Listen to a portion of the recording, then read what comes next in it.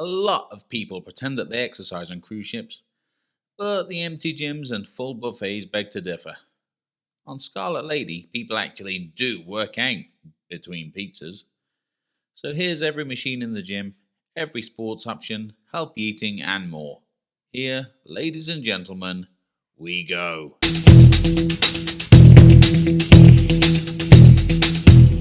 One of the things that I like about QM2 is that the buffet is on the prom deck, so it's almost automatic to do a couple of laps after every visit. On Scarlet Lady, they don't have a buffet exactly, or a proper prom deck, come to that. But the galley is right next to the gym, so even if you don't go in, well, Virgin have done their best to remind you. So when you get fat, well, that's on you. The main gym is separated into two sections, cardio and weights. Like, really separated. Like, you have to do the walk of temptation across the galley entrance to get from one to the other. The cardio area is dark. Depending on the time of day, sometimes it's got a bit of a nightclub vibe. Sometimes it feels like training in a multi-story car park. Like every ship, there are about 1,000 treadmills. And unlike most ships, these ones get used. You'll never struggle to get a machine, but there is usually at least some life in there, and you'll rarely be alone. There's also a couple of skill runs which I don't really know how they differ from a normal runner, but sadly no curved runners, which are my preference. There are plenty of cross trainers for the mums, and there's loads of vario cross trainers for the mums with tattoos. You'll also find some traditional exercise bikes for the nans, and some recumbent bikes for the nans. There's a couple of broken spin bikes that you can hang your towels and hoodies on. You know, like you do with the washing on the exercise bike in the spare bedroom. Like seemingly every ship on the water, the kit in here is all techno gym, which is good news, until you get to the rowing machines, which, as we all know, should be Concept 2s. Rounding out this area are 3 space hoppers and a single sad yoga mat for kicking the dog or whatever it's called. And some scales which, let's be honest, are best avoided on a cruise ship. You have a choice of views, either outwards towards the ocean or inwards toward a load of sun loungers with towels but not people on, and a hot tub thing that might as well be a wave pool. This ship does not handle waves very well. Head out of the cardio area, resist nipping into the galley for a burger or a cake, and take a walk along the corridor to the weights area. This side of the gym is lit like an interrogation. I assume that this is because Virgin Voyages attracts a lot of these people that wear sunglasses indoors. There are a few benches and a rack of dumbbells, which annoyingly are in pounds, not kilograms, and for reasons unknown, they're not techno gym. The machines are in a strange order, but you've got, deep breath, a flex machine, lat pull down, tricep extension, bicep curl, chest press, abductor and adductor, functional trainer, a Smith machine, an ab bench and a space hopper, a total ab machine, a seated row, back extension, shoulder press, leg extension, leg press, and a leg curl. There's no bars or plates, which is a bit of a shame. And then there's this wee studio on the way out, which is empty and available most of the time. They do some kind of bouncy bungee class in here, I think. Speaking of classes, you can do a twee gimmicky 80s aerobics workout in the onboard nightclub, or up on deck 16 there's a room called training camp. Kettlebells, battle ropes, slam balls, and more crappy techno gym rowers, all the standard issue circuit training kit.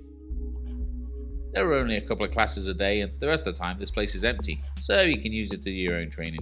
There are a couple of classes a day if that's your thing, and the rest of the time the place is empty, so you can use it to do your own training. I'm not much of a runner, but even I can handle these sprint tracks. Right outside is the boxing area. If you've watched my main Scarlet Lady review, then you'll already know that having really looked forward to this, it was a crushing disappointment. Not only were there far fewer people than anticipated on board that I wanted to punch, the punch bags weigh about the same as a cheese sandwich. One punch makes them swing like an old couple dressed in linen trousers throwing their car keys in a bowl. The fitness trail that was on this deck near the boxing ring has been taken away, and someone even worse at DIY than me has filled in the holes and painted over them. Don't get conned by the area called Athletic Club. It's a bar, some uncomfortable seating and a children's play area that adults are supposed to find fun. They don't. It never gets used.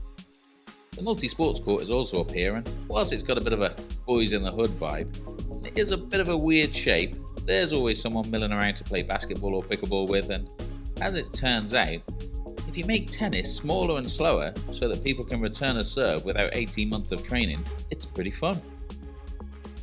Regular viewers will know that I like to get in a 5k walking laps of the prom deck every day on a ship.